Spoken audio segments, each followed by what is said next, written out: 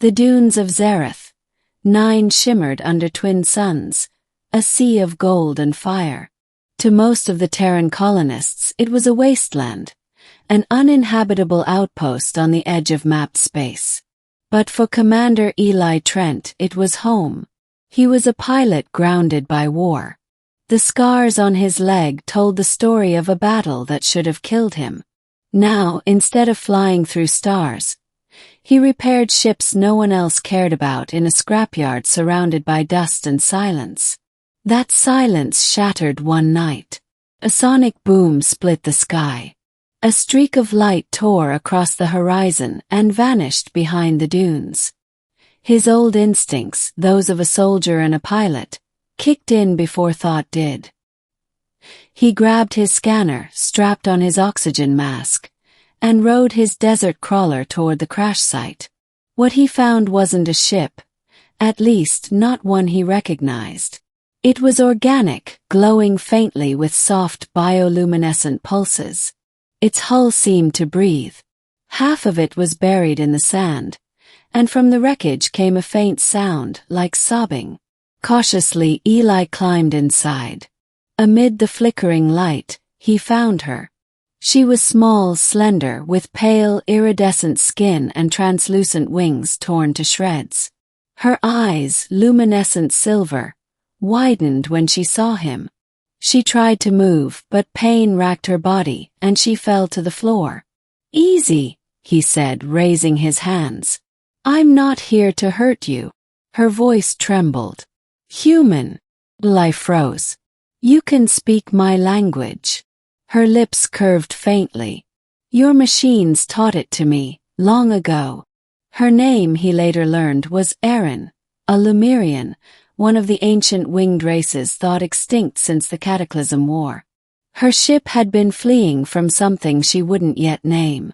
And her wings, those beautiful, delicate appendages that shimmered even in the half-light, had been shredded in the crash. Middle, the mechanic and the fallen angel. Eli brought her to his base, a ramshackle hangar built from old warships and scavenged tech. The AI drone Milo hovered nearby, scanning her vitals as she lay on the med table. "She's malnourished, dehydrated, and the wings," Milo's voice buzzed. "They're biomechanical hybrids, damaged beyond natural regeneration." Eli studied the intricate lattice of veins, fibers, and metallic filaments. It was like nothing he'd ever seen. "Can they be repaired?" "Not with your tools," Milo said. "You'd need quantum filigree tech, Lemurian-level precision." Eli crossed his arms. "Then we'll rebuild it ourselves." Milo's lens blinked. "Commander, are you suggesting reconstructing alien bio-wings with Terran scrap metal?" "Yeah," Eli muttered. "Unless you've got a better idea." Over the next few days, Eli worked tirelessly. He scavenged parts from drones, nanofiber wiring from old fighters, and energy regulators from the wrecked ship. The hangar filled with the hum of tools and the faint scent of plasma welding. Erin watched from her cot, her silver eyes following his every move. "You fix broken things," she said softly one evening. Eli smiled without looking up. "That's what I do." "Why?" He paused. The question hung in the air. "Because someone once fixed me," he said. "And I never got to thank them."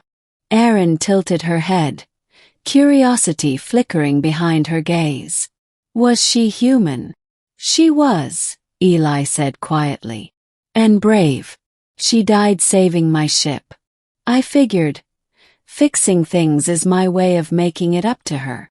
Erin looked down, her torn wings trembling faintly. "Then perhaps I am your next project." "Maybe," he said with a faint grin. "But I don't fix people. I just give them a reason to keep flying." Middle continued, the past beneath the sky. As days turned into weeks, Erin healed. Her strength returned slowly, though her wings remained motionless. The two shared quiet routines, repairing equipment, tending to the garden dome, and sitting beneath the energy shield watching the twin suns set. During one of those sunsets, Erin finally spoke of her past. "My people were guardians," she said. "We were created to maintain balance in the outer systems. When the Cataclysm War began, the others tried to weaponize us. Some of us escape. I was one of the last." Eli leaned against the railing. "And the rest?" Her eyes darkened. "Hunted. Captured. Their wings taken. Their energy cores harvested." He clenched his fists. "So that's why you were running?" She nodded. "They called themselves the Cinder Collective. Machines without souls. They seek to rebuild the galaxy in their image. I thought I could outrun them." Eli exhaled sharply. "If they're after you, they'll come here." "Then I should leave before they do," she said softly. "Not until you can fly," he said firmly. "You're safe here." She looked at him, really looked, and something unspoken passed between them. Gratitude, maybe. Or something deeper. Climax. The sky she'd forgotten. Weeks later, Eli's project neared completion. He'd crafted 2 sleek mechanical wings using lightweight alloy, laced with energy conductors and infused with bioplasmic cells harvested from her wreck. But there was one final step, merging them with Erin's organic structure. Milo warned him it could kill her. The synchronization process required neural linking, her mind and body connecting to the circuitry while still conscious. Erin didn't hesitate. "If I die," she said, "I'll die trying to fly again." Eli prepared the chamber. As he secured the final calibrations, she reached out and touched his hand. "Eli," she said softly, "when you look at the sky, what do you see?" He hesitated. "Freedom, I guess. A place I can't reach anymore." She smiled faintly. "Then let me see it again, for both of us." The process began. Her body arched as energy coursed through her. The fusion chamber lit up like a supernova. Her wings flared, glowing from within, and Eli could see their power returning. Graceful, beautiful, alive. Then the readings spiked. "System overload," Milo warned.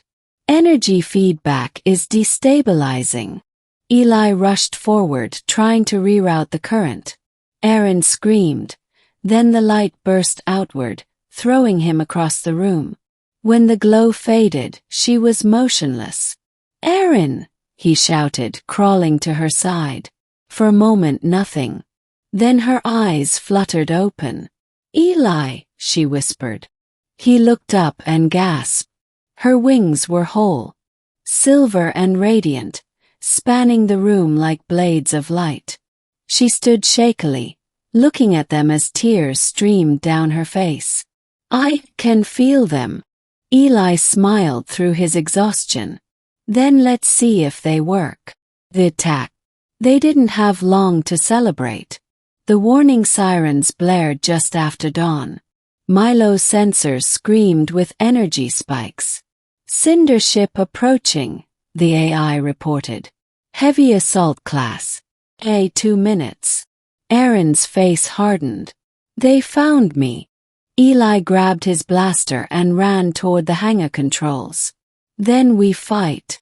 "No," she said, placing a hand on his arm. "You can't fight them. Their weapons drain organic energy. You'll die." He looked at her wings, now fully extended. "Then you fly. I'll buy you time." Her eyes filled with tears. "Eli," he shouted. The cinder ship descended, its metallic tendrils digging into the sand. Drones poured out like locusts, firing plasma bolts. Eli returned fire from behind the hangar barricades, blasting drone after drone. Sparks and smoke filled the air. Erin hesitated only a moment longer. Then her wings ignited. She leapt into the sky, the wind screaming around her. The sight stole his breath. He soared. For the first time since her crash, she was airborne, wings cutting through sunlight, radiant trails following her like comets. Then she dove, straight toward the cinder vessel. Her wings glowed brighter and brighter until she was a streak of light crashing into the ship's core. The explosion turned the desert white. The blast wave knocked Eli flat. When the dust cleared, the cinder ship was gone, vaporized. But so was Aaron, ending the promise in the sky. Eli searched the dunes for hours, calling her name. The wreckage burned around him, but there was no sign. No trace of her body, no signal, nothing. He fell to his knees beneath the dimming suns, tears carving tracks through the sand on his face. "You gave her the sky," Milo said softly from behind him. "Perhaps that's where she chose to stay." He didn't respond. Days turned into weeks. The hangar grew silent again. But every night, Eli would step outside and look up. One evening, while he was repairing an old shuttle, Milo beeped. "Commander, there's an energy reading above the stratosphere." Eli looked up. Far above the desert, streaking across the sky, was a trail of silver light. He smiled. "That's impossible." "Perhaps not," Milo said. "She was never entirely of this world." The light circled once, then vanished into the stars. And Eli knew. She was alive. Epilogue: Wings of the Future. Months later, the galaxy shifted. Reports spread of cinder fleets being destroyed by a mysterious winged figure leaving trails of starlight in her wake. Some called her a myth. Others a guardian. Eli just called her Aaron. He kept rebuilding ships for anyone who needed them. His hangar now painted with a symbol, a pair of shining wings crossed by a human hand. When people asked what it meant, he'd just smile. "It's a promise," he'd say, "that no matter how broken you are, you can still fly again." Then he'd glance up at the stars, whispering softly, "Keep flying, Aaron." And somewhere light years away, a voice carried on the wind of the cosmos, whispering back, "I always will, Eli. I always will."